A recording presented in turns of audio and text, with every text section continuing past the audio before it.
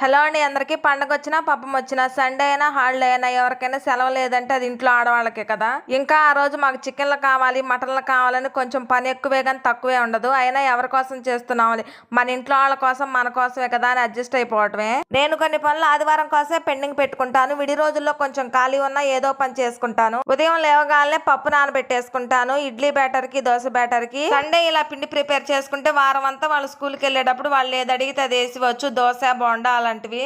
మీలో ఎంతమంది ఇడ్లీ దోశకి పొట్టు మినపప్పు వాడతారో కామెంట్ బాక్స్ లో కామెంట్ చేయండి. ఈ రోజు ఉదయాన్నే చికెన్ తెచ్చుకున్నారు. దోశల్లో కాంబినేషన్ బాగుంటుందని దోశల్లో కదా అని కొంచెం గ్రేవీ కర్రీ లాగా అయితే వండాను. నైట్ కొంచెం రైస్ మిగిలింది. నేను ఎలా చికెన్ తినను కదా అని నిమ్మకాయ పిండి పులిహోర చేశాను. వాళ్ళకి ఆ దోశల్లో చికెన్ వేసి ఇచ్చి నేను ఆ పులిహోర తినేసాను. ఇక్కడ దీక్షి ముగ్గులు వేసుకుంటుంది. మ్యాథ్స్ ప్రాక్టీస్ కోసం పలకుంటే దాని మీద ముగ్గులు ప్రాక్టీస్ చేస్తుంది. పోనీలేండి నాకు ఎలా రావుగా తనన్నా వేస్తుందేమో. వీడియో నచ్చినట్లయితే please like share and subscribe.